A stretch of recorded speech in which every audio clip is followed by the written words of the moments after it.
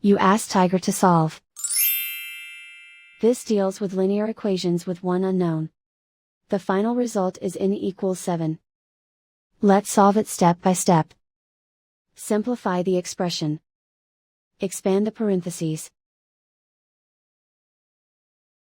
Simplify the arithmetic.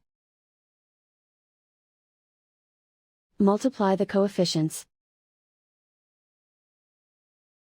Group all constants on the right side of the equation. Add 4 to both sides. Group like terms. Simplify the arithmetic.